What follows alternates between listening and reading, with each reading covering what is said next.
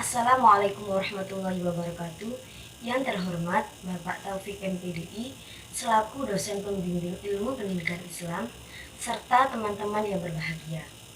Pertama, marilah kita panjatkan puji syukur kehadirat Allah Subhanahu wa taala yang telah memberikan keselamatan serta kesehatan sehingga kita bisa melaksanakan acara diskusi pada pertemuan kali ini.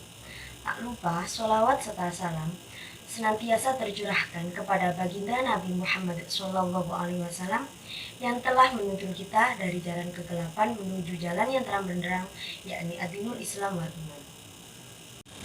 Adapun susunan acara pada diskusi pertemuan kali ini adalah yang pertama pembukaan, yang kedua pemaparan materi dari para penyaji, yang ketiga sesi tanya jawab, yang keempat penutup, dan yang kelima masukan dari selaku dosen pembimbing ilmu pendidikan Islam yang terhormat Bapak Taufik MPDI.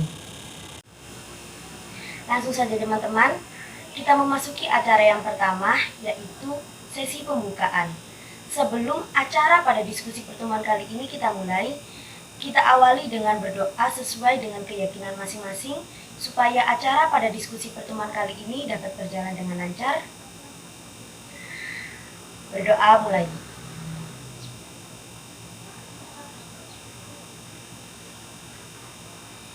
Selesai. Terima kasih. Memasuki acara yang kedua yaitu pemaparan materi dari para penyaji. Baiklah, kepada pemateri yang pertama yaitu Muhammad Dwi Santoso, kepadanya kami persilahkan. Baik, disampaikan terima kasih kepada moderator. Saya akan menjelaskan tentang hakikat atau pengertian dari kurikulum dalam pendidikan Islam. Perlu diketahui bahwa kurikulum merupakan komponen yang sangat dibutuhkan dalam menunjang keberhasilan proses pendidikan dalam mencapai tujuan dan sasaran pendidikan yang direncanakan. Akan sulit apabila proses pendidikan tanpa menggunakan kurikulum yang baik dan benar dan juga sistematis. Secara etimologi, kurikulum berasal dari bahasa Yunani kuno, yaitu kurir yang maknanya pelari dan kurere yang maknanya tempat berpacu. Berdasarkan pengertian ini, dalam kaitannya dengan dunia pendidikan, yaitu suatu lingkaran pengajaran di mana guru dan murid saling terlibat. Hal ini sering disebut dengan circle of instruction. Menurut dari Hasan Lenggulung, definisi kurikulum adalah sejumlah kekuatan faktor-faktor pada lingkungan pengajaran dan pendidikan yang disediakan oleh lembaga pendidikan terkait bagi murid di dalam dan di luar lingkungan sekolah, dan sejumlah pengalaman yang didapat melalui instruksi dan kekuatan-kekuatan dan faktor-faktor tersebut.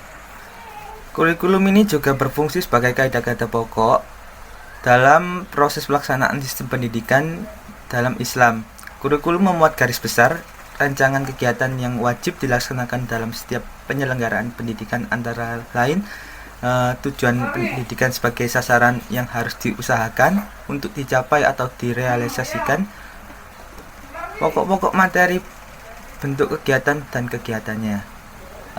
Kemudian kurikulum dalam Islam itu tidak hanya memuat sejumlah pelajaran di sekolah, tetapi juga mencakup sejumlah pengalaman yang didapatkan melalui lingkungan di dalam sekolah maupun di luar sekolah, yang bertujuan dalam pendidikan karakter, akademik, dan peka terhadap lingkungan sekitar, sehingga dapat menciptakan generasi yang terdidik secara akademik dan memiliki karakter yang sesuai tuntunan agama. Baik, selanjutnya kita akan membahas tentang dasar-dasar dari kurikulum pendidikan Islam. Berdasarkan dari Al-Quran, surat Al-Luqman ayat 13 yang berbunyi, wa id qala Luqmanu libnihi wa huwa ya'iduhu ya bunayya la tusyrik billahi innasyirka la dzulmun adzim. Artinya, dan ingatlah ketika Luqman berkata kepada anaknya ketika dia memberi pelajaran kepadanya, wahai anakku, janganlah kamu mempersekutukan Allah. Sesungguhnya mempersekutukan Allah adalah benar-benar kezaliman yang besar. Quran surat Al-Luqman ayat 13. Berdasarkan Quran Surat Al-Luqman ayat 13 tadi menjelaskan bahwa pentingnya pengajaran untuk anak-anak kita di masa depan. Dalam memberikan pengajaran kita membutuhkan yang namanya itu kurikulum. Untuk membuat kurikulum kita memerlukan dasar-dasar. Dasar kurikulum merupakan pondasi utama dalam dunia pendidikan karena dapat mempengaruhi dan membentuk materi kurikulum. Menurut Herman Hahom, dasar dalam penyusunan kurikulum ini dibagi menjadi 3. Yang pertama, dasar psikologis. Kedua, dasar sosiologis. Dan ketiga, dasar filosofis. Dasar psikologis ini digunakan untuk mengetahui dan memenuhi kemampuan yang diperoleh dari peserta didik dan kebutuhan peserta didik itu apa saja. Terus yang kedua, dasar sosiologis untuk mengetahui tuntunan yang sah dari masyarakat. Yang ketiga, dasar filosofis ini digunakan untuk mengetahui keadaan semesta atau tempat kita hidup atau tempat di mana pembelajaran itu berlangsung. Sedangkan dalam kurikulum Islam, dasar penyusunan kurikulum pendidikan dibagi menjadi 5. Pertama, dasar agama. Kedua, dasar falsafah. Ketiga, dasar psikologi. Keempat, dasar sosial. Dan kelima, dasar organisatoris. Dasar agama ini merupakan segala sistem yang ada dalam masyarakat termasuk pendidikan harus meletak dasarkan falsafah, tujuan, dan kurikulumnya itu pada dasar agama Islam. Jadi berdasarkan agama Islam. Yang kedua, dasar falsafah. Memberikan pedoman bagi tujuan pendidikan Islam secara filosofis sehingga tujuan, isi, dan organisasi kurikulum mengandung suatu kebenaran. Dasar falsafah ini merupakan tujuan pendidikan Islam itu tadi. Ketiga, dasar psikologis memberikan landasan dan perumusan kurikulum yang sejalan dengan ciri perkembangan fisik, psikis peserta didik. Yang keempat, memberikan gambaran bagi kurikulum pendidikan Islam yang tercermin pada dasar sosial yang mengandung ciri-ciri masyarakat Islam dan kebudayaannya. Yang kelima dan yang terakhir, dasar organisatoris. Dasar organisatoris ini memberikan landasan dalam penyusunan bahan pembelajaran beserta penyajiannya. Sekian itu saja yang dapat saya sampaikan. Saya kembalikan ke moderator.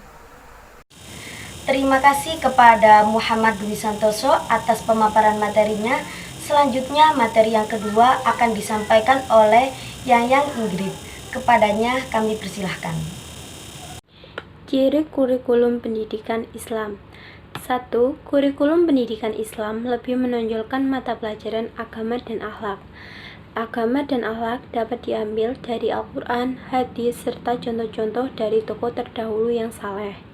2. Kurikulum pendidikan Islam harus memperhatikan pengembangan menyeluruh aspek pribadi siswa, yaitu aspek jasmani, akal, dan rohani. Untuk pengembangan menyeluruh ini, kurikulum harus berisi mata pelajaran yang sesuai dengan tujuan pembinaan setiap aspek itu. Oleh karena itu, di perguruan tinggi Islam diajarkan mata pelajaran seperti ilmu-ilmu Al-Quran, termasuk tafsir dan qiraah, ilmu-ilmu hadis, ilmu fikih, dan lain-lain. 3. Kurikulum pendidikan Islam memperhatikan seni, seperti seni ukir, pahat, tulisan, gambar, dan sejenisnya. Selain itu, memperhatikan pendidikan jasmani, latihan militer, teknik, keterampilan, dan bahasa asing yang semua itu diberikan secara efektif berdasarkan minat, bakat, dan kebutuhan siswa. Prinsip pendidikan Islam menurut M. Atiyah Al-Rasyi. 1. Pengaruh mata pelajaran bagi jiwa peserta didik sehingga perlu ditanamkan pelajaran agama dan ilmu ketuhanan. 2. Pengaruh mata pelajaran dalam bidang tuntutan, yaitu cara menjalani hidup yang mulia dan sempurna, maka diperlukan ilmu akhlak, hadis, dan fikih.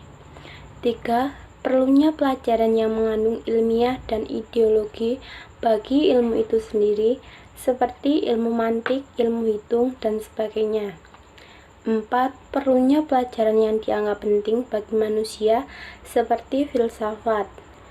5. Perlunya pelajaran untuk mencari penghidupan, seperti ilmu kejuruan, teknik, dan sebagainya. 6. Perlunya pelajaran sebagai alat dan pembuka jalan bagi ilmu-ilmu lain, seperti ilmu bahasa. Prinsip pendidikan Islam menurut Yahya. 1. Prinsip relevansi, yaitu kesesuaian atau keserasian. Kurikulum harus sesuai dengan perkembangan kehidupan masa kini dan yang akan datang, dan sesuai dengan tuntutan pekerjaan. 2. Prinsip efektivitas, yaitu keberhasilan atau pencapaian. Prinsip ini menyangkut efektivitas mengajar guru dan efektivitas belajar murid. 3. Prinsip efisiensi, yaitu ketepatan. Prinsip efisiensi yaitu berkenaan dengan perbandingan hasil yang dicapai, input, dengan usaha yang dikeluarkan, output. Prinsip ini mencakup efisiensi dari segi waktu, tenaga, alat, dan biaya. 4. Prinsip kesinambungan, yaitu saling berhubungan. Terjadinya saling berhubungan antara berbagai tingkat dan jenis program pendidikan. 5. Prinsip fleksibilitas, yaitu adanya ruang gerak yang memberikan kebebasan dalam memilih program pendidikan dan fleksibilitas dalam mengembangkan program pengajaran. Terima kasih atas pemaparan materinya oleh Yayang Ingrid. Selanjutnya, materi yang terakhir akan saya sampaikan sendiri. Materi yang terakhir membahas tentang komponen kurikulum pendidikan Islam. Komponen kurikulum pendidikan Islam terdiri dari tujuan, isi, metode belajar mengajar, dan metode penyampaian nilai. Pada bagian pertama, yaitu tujuan, berkenaan dengan tujuan-tujuan yang ingin dicapai pada proses pembelajaran tersebut. Yang kedua, isi, berisi pengetahuan, informasi, data-data, aktivitas, penyusunan kurikulum yang isinya itu berupa mata pelajaran. Yang pada bagian ketiga, metode atau proses belajar mengajar yang berisikan metode menyampaikan mata pelajaran tersebut. Yang keempat, berisi metode penyampaian, penilaian, dan pengukuran atas hasil belajar mata pelajaran tersebut. Materi selanjutnya yaitu tentang kategori kurikulum dalam pendidikan Islam. Dalam pendidikan Islam terdapat dua macam kurikulum. Yang pertama, kurikulum ibtidai atau tingkat dasar. Yang kedua, kurikulum tingkat atas. Yang pertama, apa itu kurikulum ibtidai atau tingkat dasar? Kurikulum ibtidai atau tingkat dasar berdasarkan dimulainya pendidikan anak-anak yang sedang tumbuh, yang biasa kita kenal dengan istilah taman kanak-kanak. Yang kedua itu kurikulum tingkat atas. Kurikulum tingkat atas ini berisi ilmu pengetahuan yang banyak jenisnya untuk dikembangkan dan didalami secara khusus. Dalam suatu negara tidak harus sama dalam memprogramkan kurikulum karena disesuaikan dengan kondisi negara tersebut. Selanjutnya yaitu tentang kategori kurikulum pendidikan Islam menurut berbagai ulama. Perlu kita ketahui, pemikiran para ulama bisa juga dijadikan pertimbangan dalam meletakkan maupun menyusun kurikulum pendidikan Islam yang sesuai dengan masa sekarang. Adapun beberapa ulama pendidikan Islam yang pernah mengkategorikan kurikulum antara lain. Dalam kurikulum Imam Al-Ghazali. Dalam kurikulum Imam Al-Ghazali terdapat dua kecenderungan. Yang pertama, kecenderungan agama dan tasawuf. Kecenderungan ini membuat Imam Al-Ghazali menempatkan ilmu-ilmu agama di atas segalanya dan memandangnya sebagai alat mensucikan diri. Yang kedua, kecenderungan pragmatis.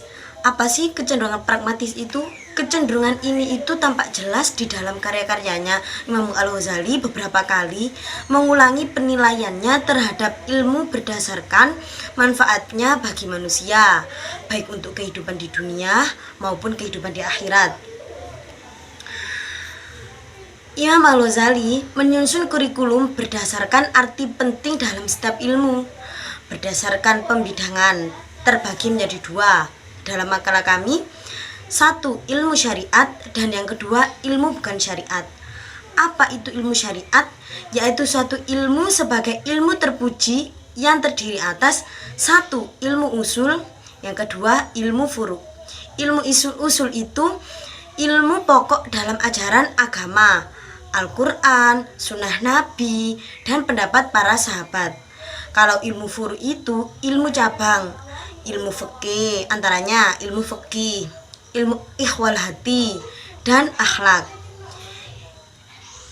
ilmu pengantar, gramatika, dan ilmu bahasa, dan yang terakhir yaitu ilmu pelengkap. Yang kedua yaitu kurikulum pendidikan Islam menurut Ibnu Khaldun.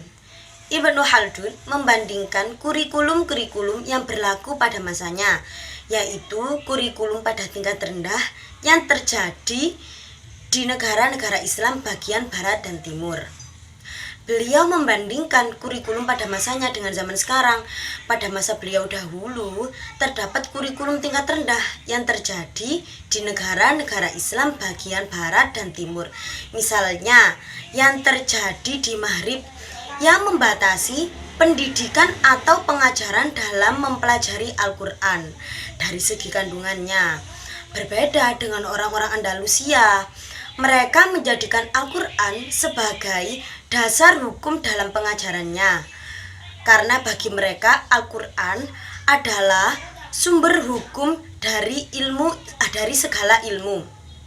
Itulah yang menjadi sebab mereka tidak membatasi dalam mempelajari Al-Quran saja, tetapi juga ilmu-ilmu lain seperti halnya ilmu karang-mengarang, ilmu syair, maupun bahasa. Yang ketiga yaitu kurikulum pendidikan Islam menurut Syekh Naqub Al-Attas. Beliau menekankan pentingnya pemahaman mengenai ilmu fardu ain dan ilmu fardu kifayah. Penekanan ini sebagai bentuk perhatian beliau terhadap kewajiban manusia dalam menuntut ilmu. Apa itu ilmu fardu ain dan ilmu fardu kifayah? Ilmu fardu ain yaitu ilmu yang dihukumi wajib bagi setiap individu seorang muslim. Kalau ilmu fardu kifayah, ilmu yang tidak dihukumi wajib bagi setiap individu, tetapi dihukumi wajib bagi satu orang dalam suatu masyarakat. Jadi, satu orang dalam satu masyarakat dihukumi wajib dalam melakukan suatu perbuatan tersebut. Apabila tidak ada satu orang pun dalam suatu kaum yang tidak melakukannya, maka dosa bagi satu kaum tersebut.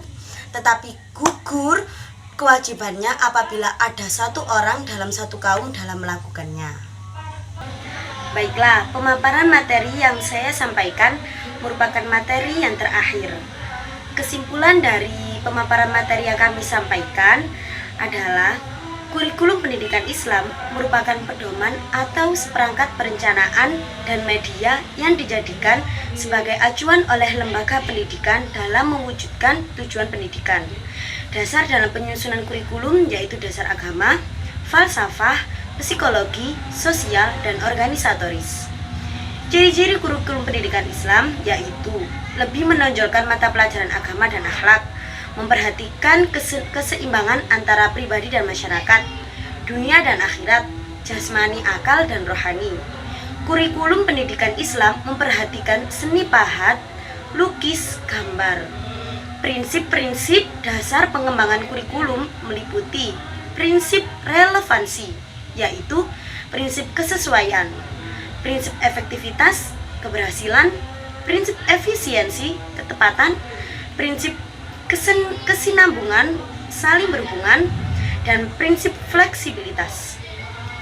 Komponen kurikulum pendidikan Islam yaitu tujuan yang ingin dicapai, informasi dan data berupa mata pelajaran, metode penyampaian mata pelajaran, dan pengukuran hasil belajar. Kategori kurikulum dalam pendidikan Islam dibagi menjadi dua. Yang pertama, kurikulum tingkat dasar, seperti taman kanak-kanak, dan yang kedua, kurikulum tingkat atas. Kategori kurikulum pendidikan Islam menurut para ulama seperti kurikulum Al-Ghazali yang mempunyai kecenderungan agama dan tasawuf dan kecenderungan pragmatis. Kurikulum pendidikan Islam Ibnu Khaldun dan kurikulum pendidikan Islam Syed Naqub Al-Atas yang lebih mementingkan pemahaman mengenai ilmu fardu ain dan ilmu fardu kifayah. Baiklah teman-teman, pemaparan materi yang saya sampaikan ini adalah materi yang terakhir. Selanjutnya kita masuk pada sesi yang ketiga, yaitu sesi tanya jawab yang akan dilanjutkan di Google Classroom. Sebelum itu mungkin ada masukan dari Bapak yang terhormat Bapak Taufik MPDI selaku dosen pembimbing ilmu pendidikan Islam. Kami persilahkan.